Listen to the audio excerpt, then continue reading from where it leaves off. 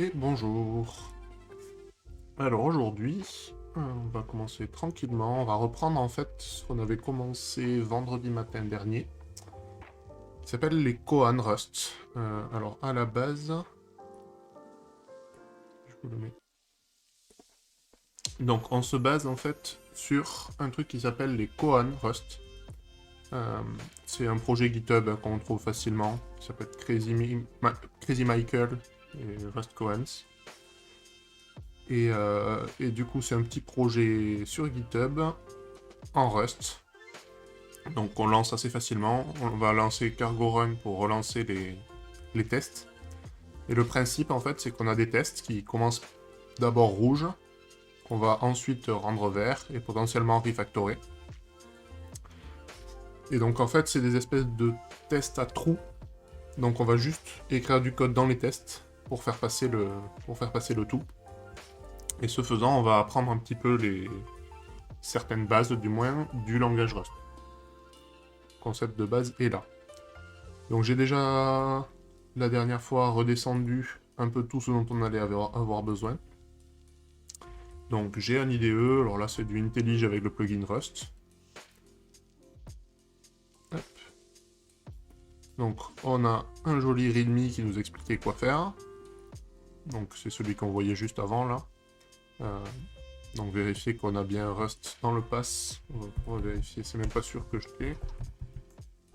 Si c'est bon. Et du coup, on va régulièrement lancer un cargo run. Et le cargo run, en fait, va lancer l'exécution des tests. Et c'est là où on va savoir qu'est-ce qu'il foire.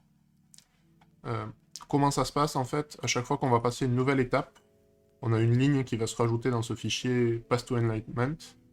Donc on a d'abord fait The Truth, qui était ici, qui nous demandait juste d'asserter. Donc comme ça, on voit comment marchent les assertions, on voit le premier booléen, ce genre de choses. On a vu une partie sur les booléens, sur les integers, les arrays, et les additions. Et donc là, visiblement, le prochain, ça va être les vecteurs. Vec. Et donc vec, il va lancer ce fichier-là. Et donc là, on voit qu'on a des trous avec des underscores. Et on va essayer de remplacer ces trucs-là pour comprendre un peu comment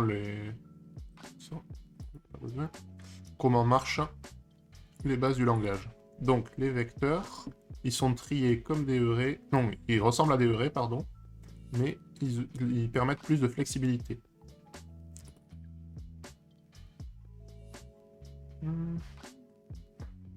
Un vecteur vide, je sais pas si c'est comme ça, on va tester. On va lancer notre cargo run, on va voir s'il plante sur le premier ou pas. Il s'attend à avoir une structure vec. Il a trouvé un array. Donc on peut tricher visiblement en faisant un toVect. Merci le compilateur.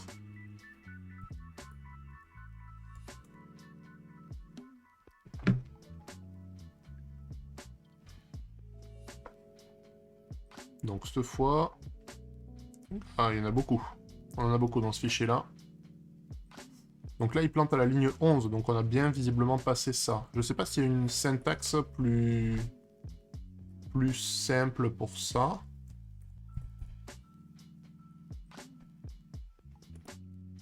On va checker vite fait. Visiblement, oui. Il y a plusieurs façons, visiblement.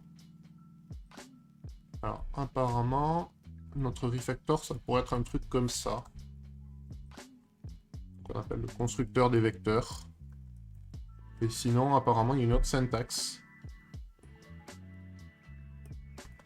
Qui ressemblerait à ça, au choix. Je sais pas ce qui est le mieux, du coup. Je pense qu'on va laisser le vec.new. On va relancer quand même pour être sûr, mais j'y crois plutôt bien.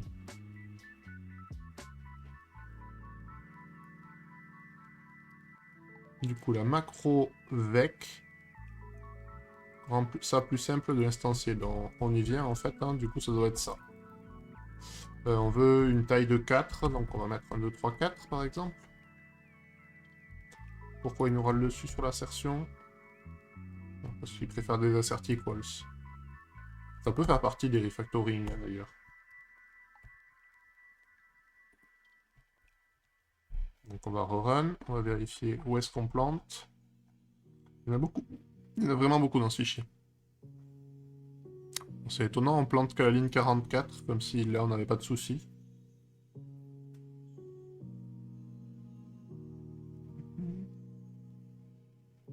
« 44, 46... Ouais, c'est étonnant. Ah non, ils sont là. Donc on a bien une erreur sur le 19. À la ligne 19. Donc le 12 a l'air d'être passé. Hein. Ouais. Donc ligne 19. On est ici. On veut faire une addition dans un vecteur. Donc je suppose que ça va être un add. On va faire un assert equal ceci. C'est quand même plus joli.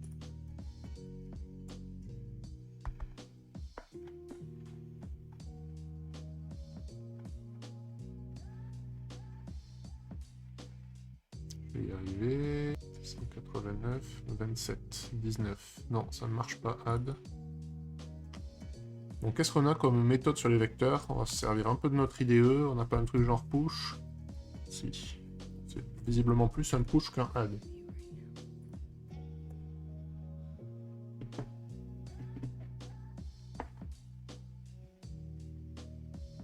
Ok, on est passé à la ligne 27. On peut aussi supprimer des éléments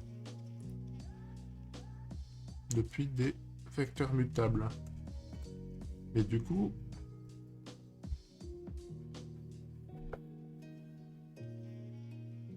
le remove, en fait, il prend... Alors, le emut self, là, on retrouve cette syntaxe dans certains langages, que je dise pas de bêtises. Est-ce que c'est Python ou est-ce que c'est Ruby? Je crois que c'est Ruby. Et là, il prend un index. Est-ce qu'on peut le faire sans index? Est-ce qu'on a un truc genre pop? Pas mal, ça. Donc pop, ça va enlever la tête de la liste. Donc ça me semble pas mal. On va en supprimer un élément.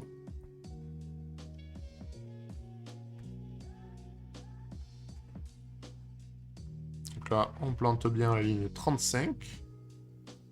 Les éléments supprimés peuvent être aussi stockés dans une autre variable.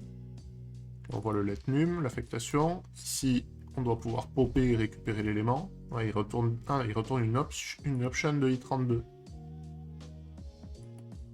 Mais du coup, on va avoir un somme de 3. Ou alors, on a d'autres...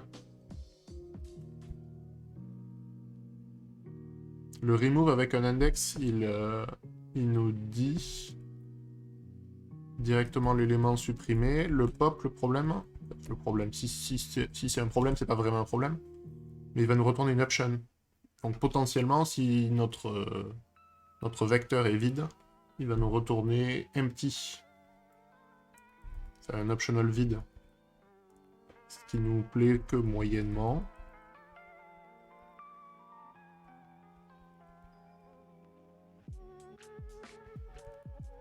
On peut très bien faire ça aussi. Le faire avec un remove de 0, et du coup notre assert il devrait marcher proprement.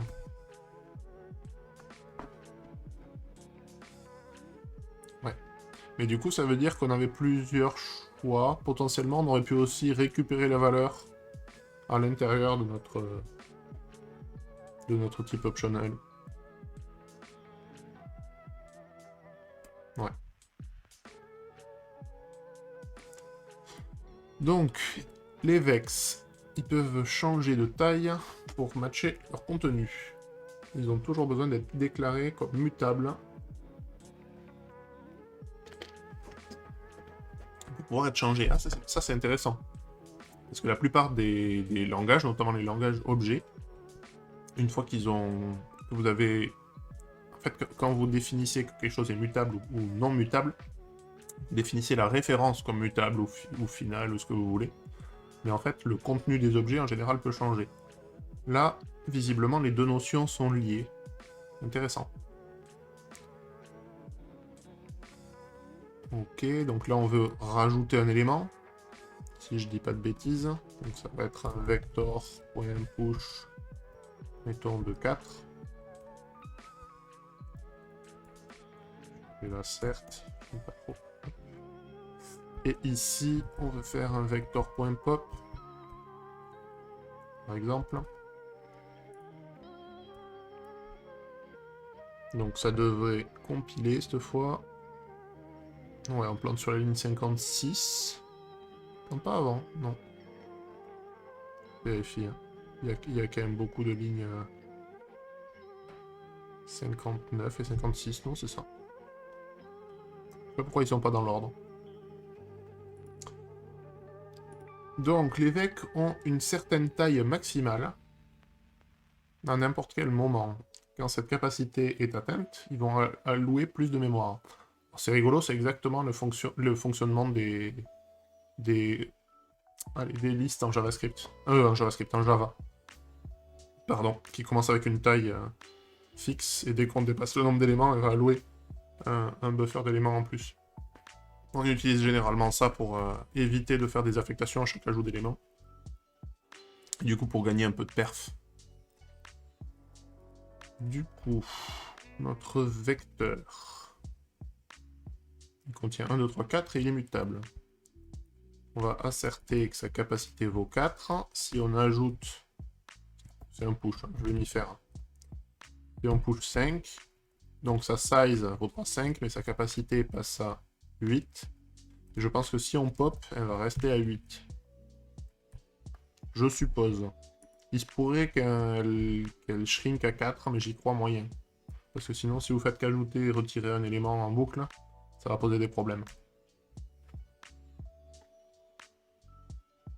Ok, donc le premier qu'on a qui foire, là, c'est 85 et 68. Ok, on est passé au suivant. Alors, cette mémoire additionnelle peut aussi être désallouée quand on n'en a plus besoin. C'est la méthode shrink to fit qui va forcer le comportement dont on parlait juste au-dessus. Donc ici, si on pop, on reste à 8, 5, non, 8, non, 5. Et ici, je suppose qu'on passe à 4. Donc, on a un vecteur de taille 5, on ajoute un élément, pas du tout. On vérifie que la capacité vaut 5, on enlève le premier élément, donc on a 4 éléments dans notre taille, mais la capacité reste à 5, et quand on shrink to fit, c'est bon.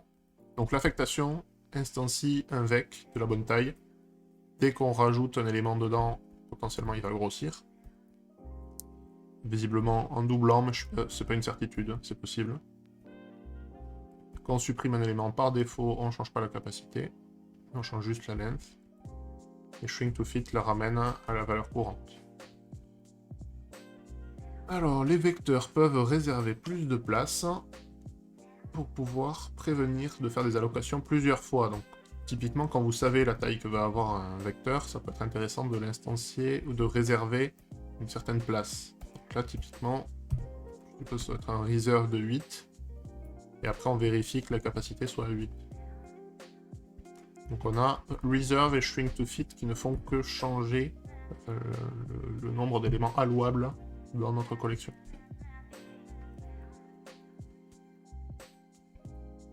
On peut les cut down to size.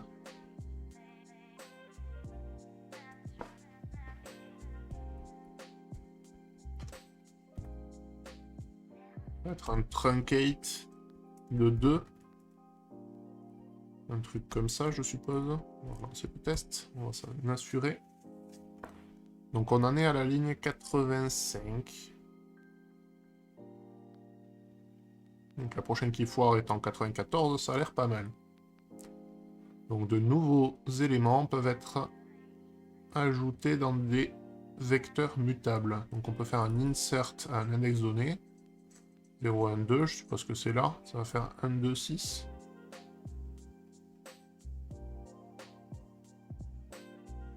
On va tester. Et donc ça, ils appellent ça une macro, apparemment. Le truc avec un point d'exclamation.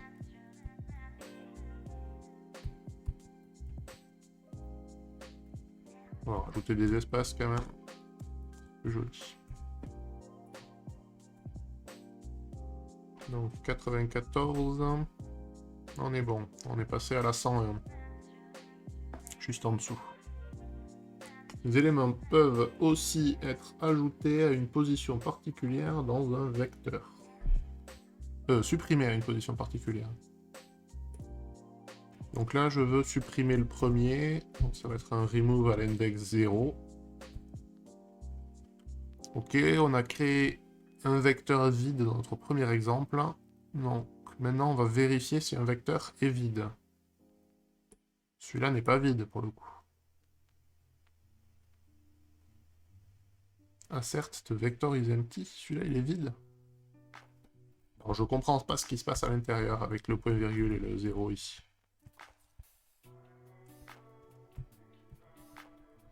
Et un truc gênant, enfin un truc pas fou, c'est que du coup on n'a pas de... L'IDE nous aide pas trop sur la macro. De nous dire de quoi il retourne, qu'est-ce qu'on est censé y passer, etc. Bon, c'est pas très grave.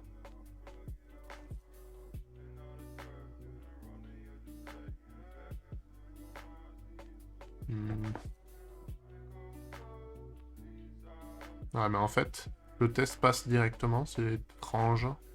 Donc on verra une fois qu'on aura fait compiler tous les autres tests. Celui-là, il me semble déjà marcher théoriquement. Donc là, on a fait un vecteur de string. Ok, c'est bizarre. Non, les éléments d'un vecteur peuvent être accédés en fonction de leur index.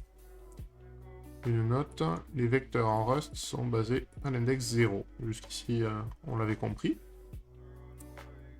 Donc le vecteur vert, rouge, refactor. On va asserter equal green get. Donc visiblement, on a un optional qui revient dans le cas où on fait un get. Donc si on essaie de faire un get à un index qui n'existe pas, donc là ça va être 1, hein. 0 et 1.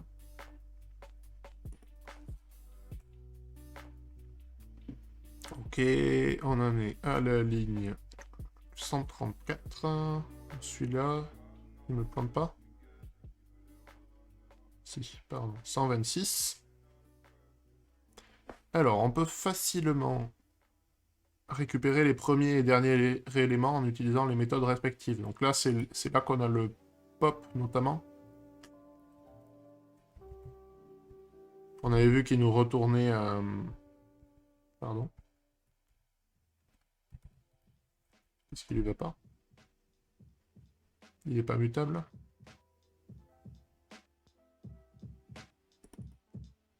Est-ce qu'on n'a pas un top? Ah. First et last? C'est mieux? Ok, donc, la différence. Pourquoi on ne pouvait pas faire un pop ici? Parce que le vecteur n'est pas mutable. Donc le pop, il retire le premier élément de la liste.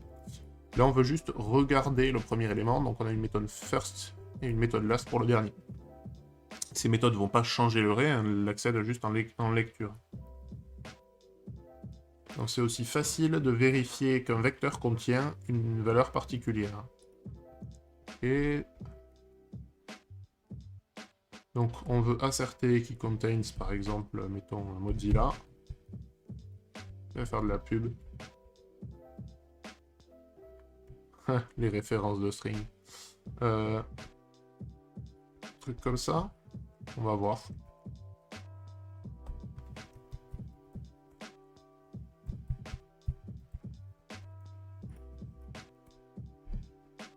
Alors, où est-ce qu'on en est? 135. Donc c'est pas du tout comme ça. Je m'en doutais un peu, hein, je vous avoue. D'ailleurs. Un truc un peu comme ça pour les référencer. Non, pas du tout. On va aller revérifier vite fait les strings. Hello world. Bar.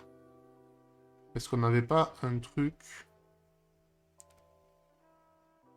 qui nous permettait de déréférencer? On n'a pas encore fait les strings en fait. Fatalement, ça ne peut pas marcher.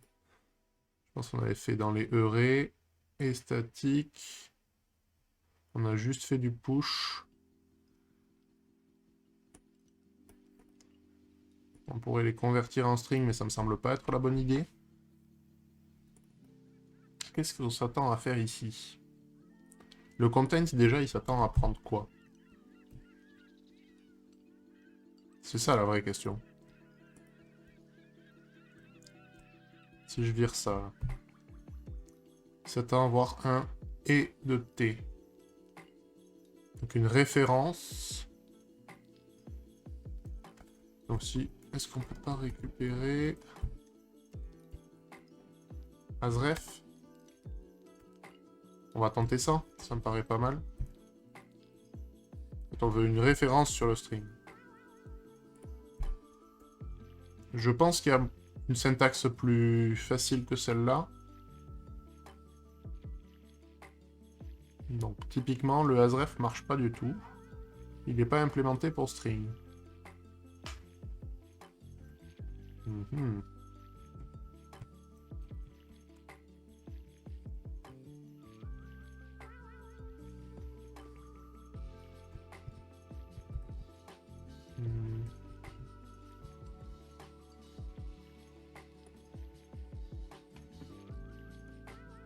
Comment on récupère une référence?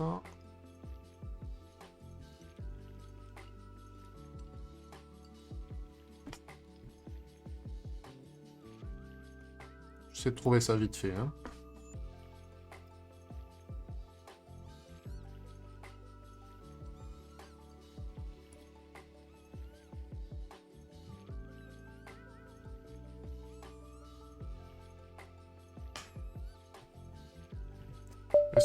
Est-ce qu'on peut pas juste tricher? On va tester des trucs.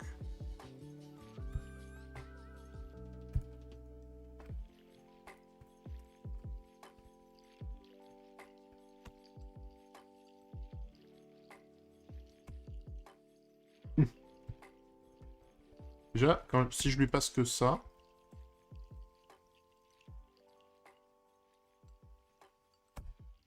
Pour moi, ça devrait être ça, hein, à la base.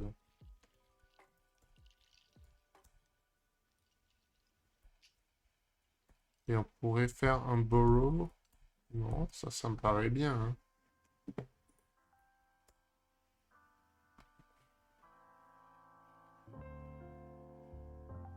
Ok, donc c'était bien ça. Je sais pas pourquoi ça n'avait pas marché la première fois que je l'avais fait. Il me semble que c'est un des premiers trucs que j'ai testé. Merci l'IDE. De la même façon que la méthode contains, on peut aussi vérifier si un vecteur commence par un élément donné.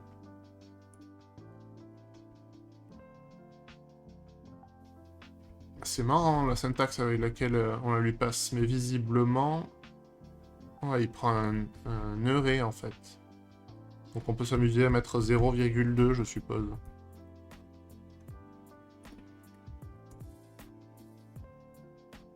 On vérifie ça. Première erreur à la ligne 149, ça paraît pas mal. Ok, en fait, on vient de faire exactement ce qui s'attendait à ce qu'on fasse dans l'exercice d'après. Ah oui.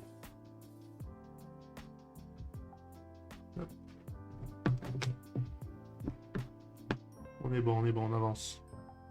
Donc là, on va reprendre exactement ce qu'on a fait au-dessus, en fait. Hein. Et on va enlever un élément au-dessus. On va mettre juste le 0 ici.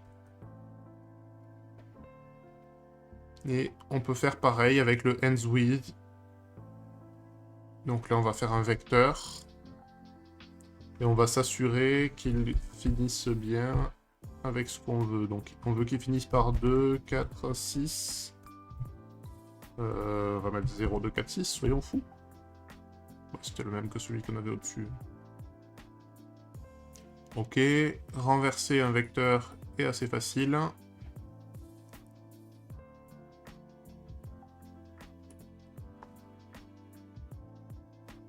Ah, il manque les underscores là, les gars.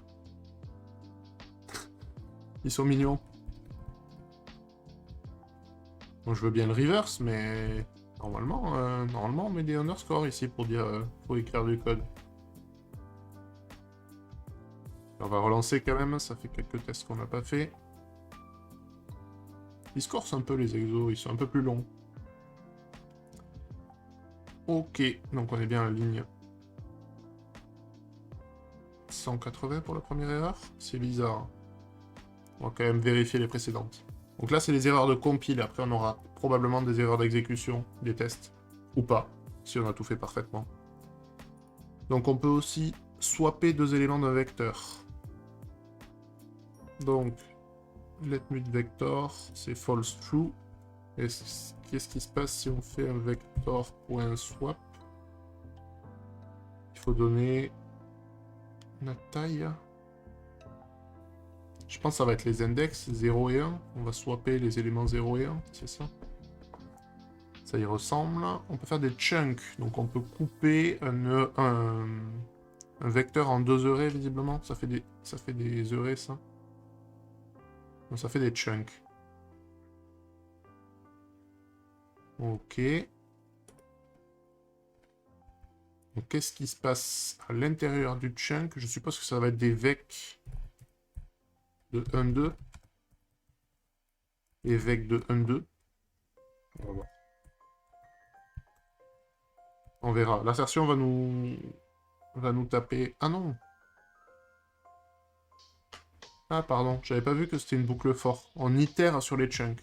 Du coup, le chunk, il vaudra très certainement 1,2. Tout court. Si je dis pas de bêtises. Donc on va faire un premier chunk avec 1,2. Un premier chunk de deux éléments, un deuxième avec 1,2. Ok, le splitting. Les vecteurs peuvent être splittés à un index spécifique.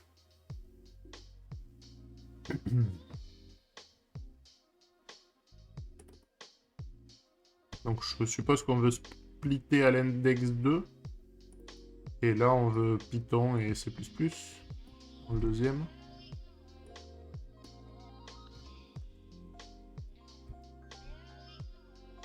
Ok, et encore plus de split. Si on ne sait pas exactement l'index, on peut lui fournir une condition à laquelle splitter. Le nouveau groupe n'inclura pas les éléments qui matchent la condition.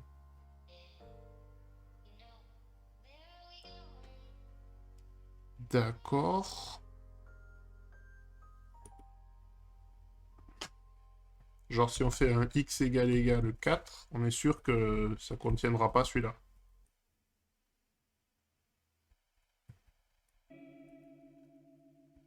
Oui. Donc là, en fait, on va splitter sur le 4. Et du coup, vu que notre prédicat ici, il va retourner faux pour cet élément-là, il ne sera pas ni d'un côté ni de l'autre. On s'assure, donc on split en deux. Et on s'assure qu'il n'y a aucun des deux côtés qui contient la valeur 4. Donc on voit bien qu'on déréférence un objet avec le et commercial. On a dû le faire là pour tous nos paramètres. Comment savoir si on s'en fiche? Non. Bon, si je relance mes tests, là on va avoir des tests qui vont pas marcher.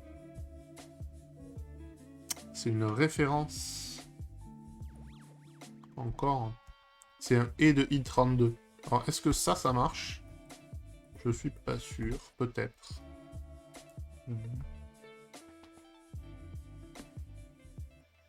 Non. On a des trucs qui ne marchent pas.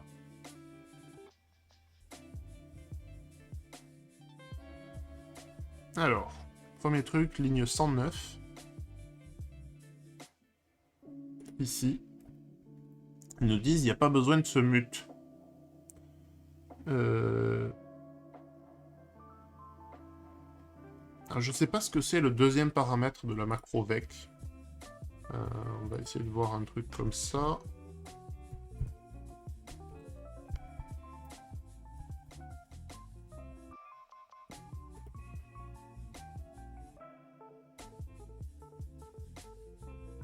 Je regarde vite fait la macro vec, mais je vois rien.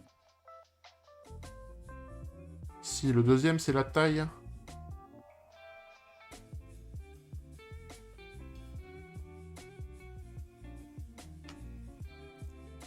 Donc, visiblement, ça, c'est le nombre d'éléments. Donc, en fait, on peut fill. Si je faisais ça, ça ferait un array de 2A, apparemment. Si j'ai bien compris. Mais là, du coup, il est vide. Et là, effectivement, le compilateur nous râle dessus parce qu'il nous dit ce vec-là, ce vector, tu le changes pas vraiment. Donc, tu pourrais le passer en... Alors, c'est qu'un warning, hein. Mais tu pourrais le passer en immutable. Je suis assez d'accord. Ok, donc ça c'est bon. Par contre, on a 1, 2, 3, 4 tests qui foirent, ce qui est beaucoup. Sur les empty vect, insert, reserve et storing vec elements. Donc on va essayer d'aller voir ça. Donc les empty vex... N'importe quoi. On va revenir dans notre terminal, s'il veut bien.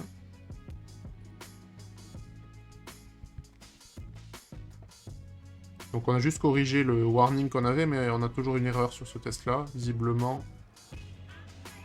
Alors si on le rend pas mutable, mais qu'on le pop, ce qui est bizarre parce que pour moi, il devrait pas y avoir d'éléments.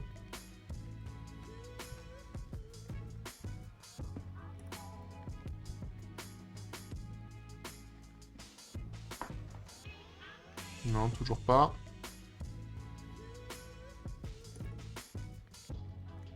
Alors, le thread a paniqué sur le nodevector.isempty à la ligne 112.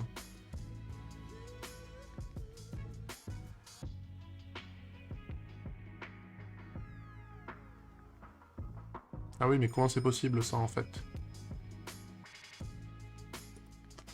Ah, c'est ça. Alors, c'est pour ça qu'il était mutable.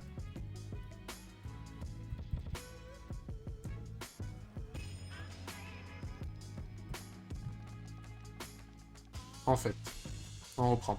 Là, on veut qu'il soit vide. Là, on veut qu'il soit pas vide. Du coup, entre les deux, on va juste ajouter un élément. C'est ça qui manquait, les underscores. Je comprends mieux.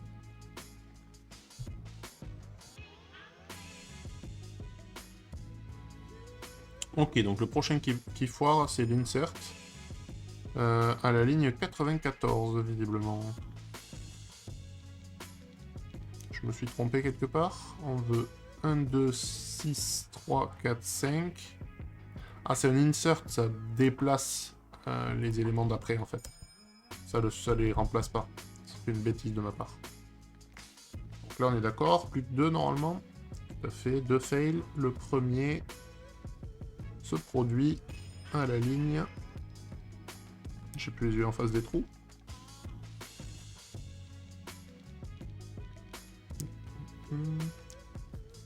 C'est sur le reserve et reserve std out. Il veut plus nous dire les lignes ici. 36 et 78.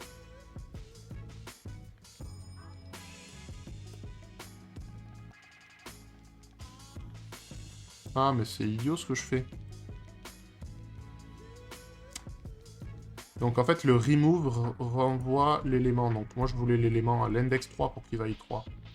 Parce qu'en fait, c'est le nombre qu'on a supprimé. Je sais pas pourquoi j'ai tilté. Ok. Donc ça devrait mieux marcher, je suis d'accord. Et le suivant est à la ligne 78. Donc ici, où la capacité du vecteur va pas. Donc probablement qu'il faut en réserver 7 de plus. On voit que le paramètre s'appelle additional. Ouais, on s'attendait à avoir 8, on a eu 9, donc c'est ça. On veut en réserver 7 de plus. On prépare la réservation de cet autre élément.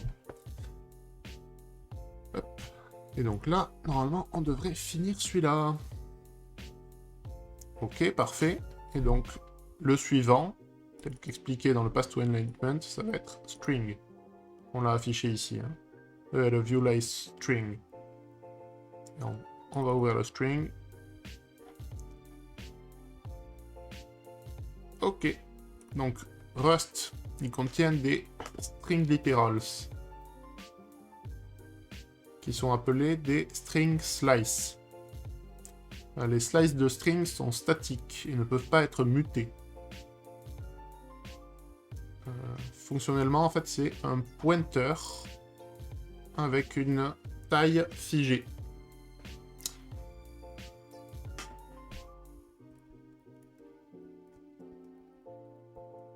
Je suppose que c'est ça.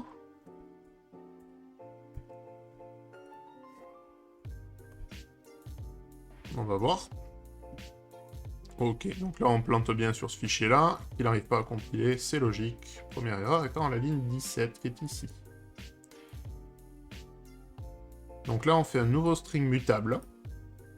Et on va pusher hello puis world avec un espace. Donc je suppose que ce qu'on va avoir ici, c'est un beau hello world. Ça me paraît très logique. Donc on peut convertir une slice de string en string en utilisant toString. Mais étant donné que convertir une string slice en string nécessite de l'allocation de mémoire, c'est moins cher de les garder en tant que ESTR, donc en tant que slice, le plus longtemps possible. Donc growing string literals, donc on va les faire grandir. Donc on fait un string mutable avec foo.toString. On push bar, et normalement on devrait avoir foobar.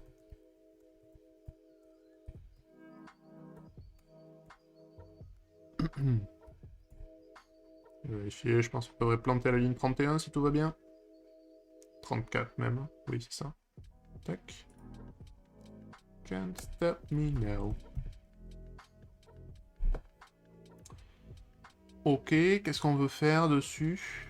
Il peut être coercé en une slice en le préfixant avec un « et ». En fait, ce qu'on cherche à faire, c'est ça. Mais la slice doit être quand même égale, visiblement.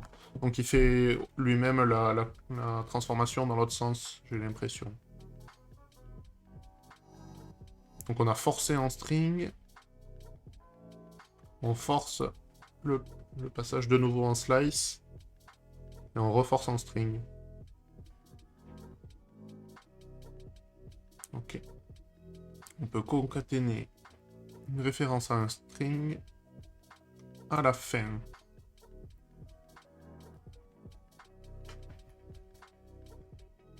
Donc en gros, on va faire juste un hello ici. Ouch.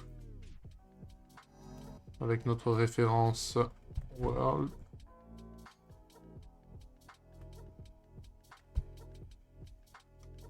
Ah, il est pas mutable. Non, il n'y a pas besoin de tout ça. En fait, on veut juste pouvoir les additionner ici et que ça fasse hello. Il y a un espace sur le hello world. C'est tout ce qu'on veut. Donc en fait, la concaténation, on l'a fait ici. Et effectivement, world est une référence, et le premier est un string. On peut ajouter des références à un string. Donc, par contre, deux strings ont besoin d'une déréférence pour être transformés. Pardon, pour transformer le deuxième en référence. Donc, hello world, on peut faire hello plus et world. C'est pas un dollar. Alors, les strings ne peuvent pas être indexés parce qu'ils sont encodés en UTF-8. Certains caractères UTF-8 peuvent utiliser plusieurs octets. Et on peut accéder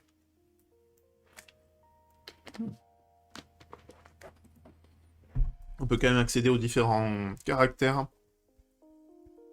et itérer en utilisant NTH, donc le nème caractère. Donc si on fait une string anybody hungry, une référence à une string, pardon, anybody hungry, du coup on récupère la liste des caractères, on récupère le second, donc 0, 1, 2, ça va être un Y.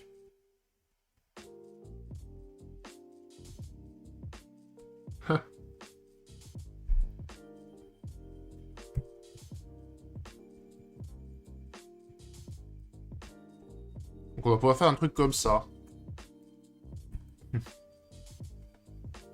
Donc en gros, notre deuxième élément ici est égal au tout premier ici. Enfin, notre troisième élément ici est égal au tout premier ici. Donc ça devrait marcher. Et oui, il fait faim. On peut obtenir une slice à partir d'un string en utilisant une syntaxe de slicing. Ah, intéressant. Ça ressemble un peu à ce qu'on trouve en Python. J'aime bien l'idée.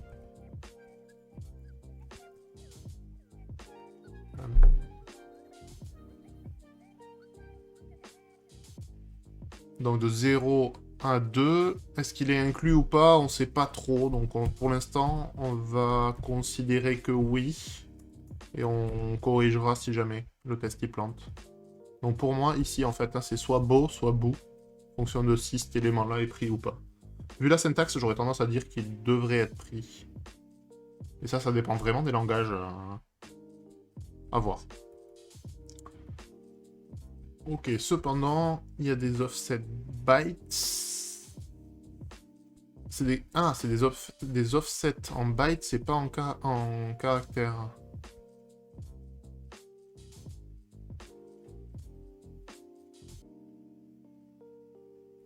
Du coup, Rust va lancer une exception. Panic, apparemment, c'est quand il y a une exception. Si on essaie de slicer à l'intérieur d'un caractère. Typiquement, je suppose que ces trucs-là, ces idéogrammes, ils prennent 2 octets. Et donc, si on essaie de slicer sur un octet en plein milieu, ça va pas le faire. À vérifier. Là, je pense qu'on devrait juste passer dans le shoot panic, ici. Pardon. Donc on peut tronquer des strings. Donc je suppose qu'on va garder que les 5 premiers caractères, hein, ce qui va représenter un petit hello. Truc comme ça. On peut aussi popper des strings, donc ils sont un peu considérés comme des... Alors le pop, pour moi, comme tout à l'heure là, il peut même pas. Il me le propose pas. Tiens, c'est marrant. Ok, bon, c'est pas grave. Mais si on le pop, soit c'est un E, soit c'est un somme. On va faire le pari que c'est un somme de E. On va être joueur. De H, pardon. Donc on enlève le premier élément avec pop, on le retourne. Et potentiellement, étant donné que notre string peut être vide, on pourrait avoir. Alors c'est somme ou c'est souvent empty. Je sais plus comment il s'appelle. On l'a vu au tout début, ça. Sur les arrays peut-être. Là on a des sommes. On a des is none, visiblement, donc ça va être none. Ça doit être none, je suppose. Ok. Et ensuite, on peut insérer et supprimer une chaîne de caractères à la position du byte. Donc si on insère en 2 le E, on va avoir hello, je pense. Je suppose. Et si on remove l'élément 2, on devrait retomber sur nos pattes et avoir le hello normal. Qu'est-ce qui se passe si on lance nos tests? Parce qu'on a fait un peu tout le fichier là.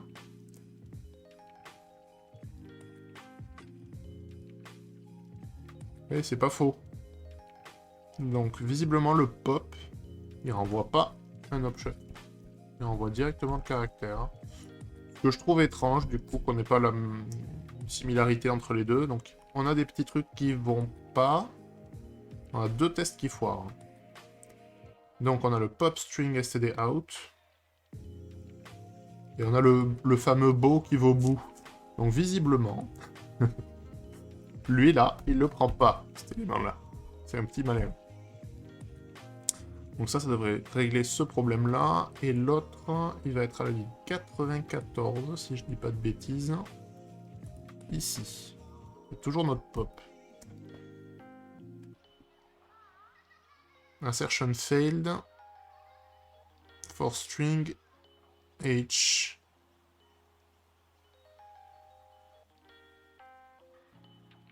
Ah, mais non, je suis bête. Si on enlève la tête, en fait, c'est le reste. Ça me paraîtrait assez logique. On va retester. Ah, on a un warning et une erreur. On va d'abord aller voir le warning, peut-être.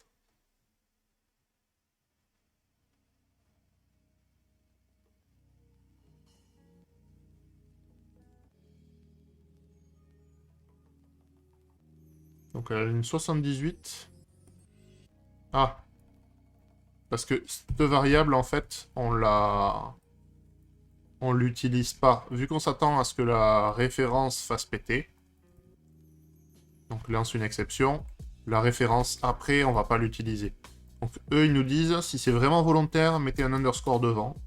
Donc appelez-le underscore slice. Comme ça, on vous embêtera pas avec. C'est une façon de faire sauter le warning. Donc soyons fous, on va relancer notre cargo run. Normalement, on a toujours un test qui foire. Tout à fait. Il a paniqué à la ligne 94, donc ici, toujours. Donc c'est notre test qui a dû foirer. C'est pas très agréable qu'ils nous mettent pas les deux...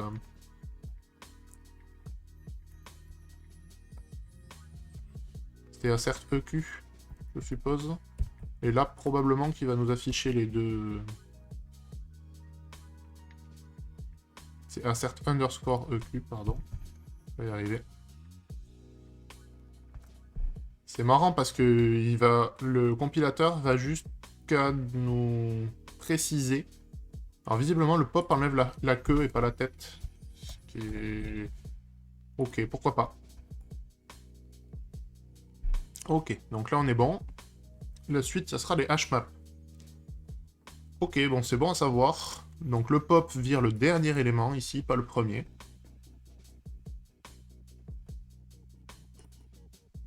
Et du coup... Ok, très bien. Donc la suite dans notre pass d'enlightenment, c'est les hashmaps. On va passer là-dessus. On va faire un petit peu, il nous reste une bonne dizaine de minutes. On va relancer nos tests, il y a tout qui va cracher. Ok, c'est parfait. Ligne 9, ici. Donc une hashmap, c'est une structure de données qui contient des paires clés-valeurs. Jusqu'ici, tout va bien. Donc je suppose que la longueur de ma map, une fois que j'ai inséré deux éléments, sera de 2. La taille de ma map. On peut accéder les valeurs de la hashmap en utilisant la clé de corrélation. Donc typiquement, si je veux récupérer le truc qui concerne Rust Lang ici, je vais y passer Rust. Ça me paraît à peu près logique. Par contre, je sais pas s'il s'attend à avoir une référence. On verra. Je ne vais pas le voir, merci. Donc le fait d'essayer de récupérer une clé qui n'existe pas va retourner une option non. Donc ici, on voit qu'on avait une somme. Donc là, on va avoir le type optionnel. Est-ce que ça marche juste comme ça? On verra. On peut déjà voir, en fait, si ça compile.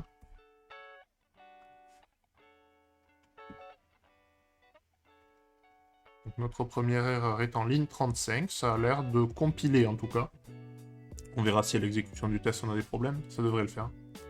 Donc, à la place d'utiliser la méthode get, on peut récupérer aussi les valeurs avec les crochets, comme ça. Par contre, on voit que les crochets, ils prennent la déréférence. Donc là, il est probable que ça soit ça. Non, peut-être pas. Non, le get doit pas prendre la référence. C'est particulier, c'est étonnant. À vérifier. On verra tout à l'heure. Et donc ici, on veut juste faire comme c'est fait juste au-dessus. On veut Galaxy, je suppose. Pour avoir le Samsung. Ok. Donc les clés dans les hashmaps seront toujours uniques. Donc si on insère plusieurs fois Harry Potter ici,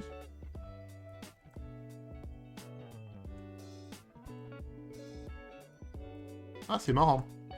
Donc il garde la valeur précédente, en fait. Il va pas l'écraser.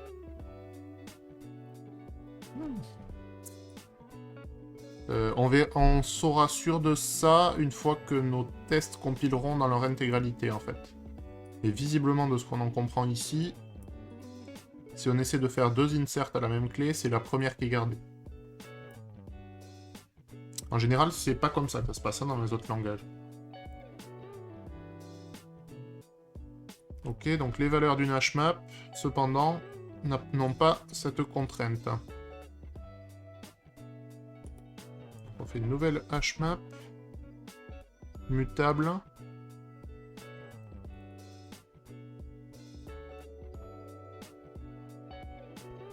Qu'est-ce qu'on cherche à faire là-dedans? Je pense qu'on va faire des inserts ici.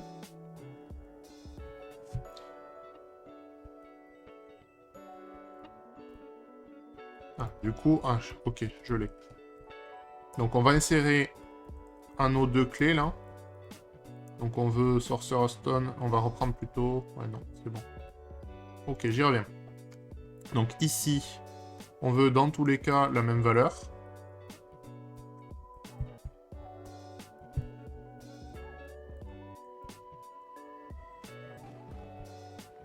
Et là... Hop. Donc ce qu'on veut, c'est...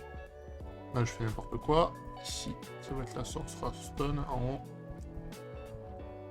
Donc si on le fait dans l'autre sens, donc au lieu de dupe value, on va mettre des Harry Potter, ils sont contents. Donc si on les met dans l'autre sens, nos clés. Donc si on a en clé les titres des films et en valeur de quoi ils sont extraits, si on compare les valeurs reçues pour ces deux clés-là, on a bien égalité. Donc on peut avoir plusieurs fois la même valeur, ça pose pas de problème.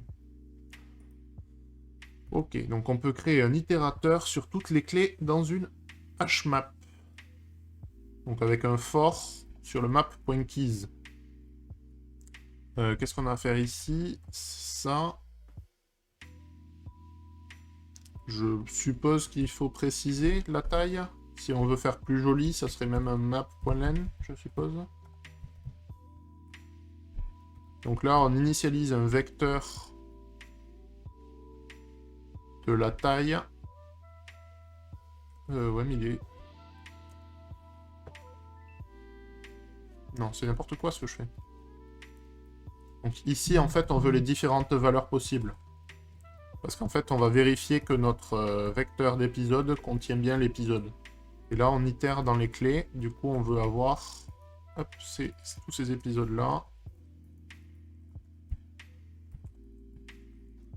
Donc on veut quoi? Le 4, 5, 4, 5 et 6. Si je dis pas de bêtises. 4, 5 et 6. Ça a l'air pas mal. On peut faire la même chose pour les valeurs d'une hmap. Donc on insère 4 clés. One fish, two fish, red fish, blue fish. Alors, pour chacune des valeurs de la map, ça va être tout fish en fait. Hein. Je dis pas de bêtises. On peut aussi itérer à travers toutes les clés, les paires clés-valeurs, pardon. Donc directement en appelant iter, on récupère une collection de clés-valeurs et on peut itérer dessus. Ok, là on voit que la clé est égale à... Et la valeur est égale à la clé au carré. La valeur est égale à la clé au carré. Est-ce qu'on peut... Je sais pas pourquoi il y a cette déréférence devant, en fait. Ça m'intrigue. On va essayer un truc.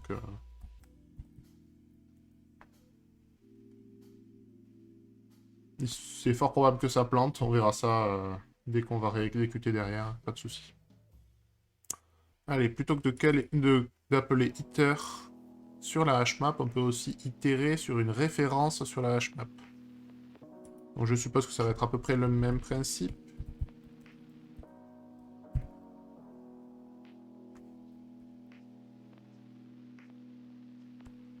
Est-ce que c'est exactement la même chose? On va voir. Je sais pas s'il existe un opérateur au carré. Allez, on va tester. Soyons joueurs. Donc ça dépend des langages aussi. Souvent on a cette construction pour les puissances. On verra. Ça se tente. Au moins on saura. Et si on a plus besoin du contenu d'une hmap, elle peut être vidée et réutilisée. Donc là, on insère 2 éléments. Je suppose qu'il doit falloir faire un map point clear, quelque chose comme ça. Mhm. Ça existe ou ça existe pas, ça? On checkera. Donc, on va relancer. Normalement, ça devrait... Je pensais que ça allait compiler. Donc, visiblement, le haut carré, il aime pas trop. On va lui épargner ça.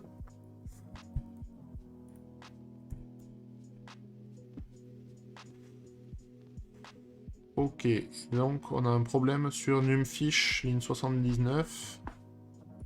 Donc ici, quand on itère sur les valeurs de la map,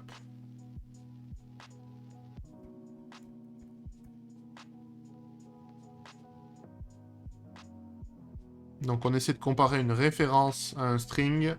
On va faire avec une référence à un string, probablement ça se passera mieux. Ok, donc on a un test qui foire. C'est le test pour la clé dupliquée.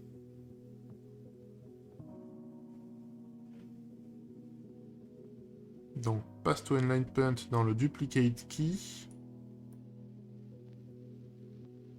C'est marrant qu'on n'ait pas la backtrace, c'est un peu dommage. Bon, l'erreur se produit quand même à la ligne 44, ça on devrait trouver. On le voit ici.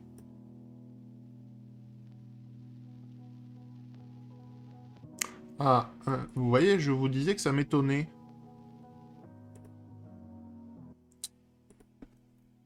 Parce que pour moi, en fait, c'est l'autre qui devrait être prendre le dessus. Donc si je les inverse, c'est bien le second qui est inséré qui va écraser la valeur. J'ai juste inversé ces 2 lignes.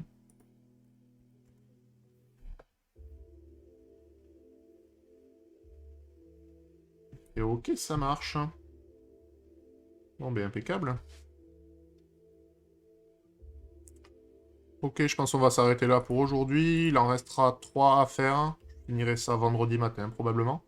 On aura fait un peu le tour de toutes les bases du langage Rust. Et du coup, on pourra s'attaquer à des vrais kata Code Wars dessus en suivant. Voilà pour aujourd'hui. Ben, merci à ceux qui nous ont suivis. Vous êtes quelques-uns dans le chat. N'hésitez pas à suivre la chaîne. Merci bien, bonne journée à vous.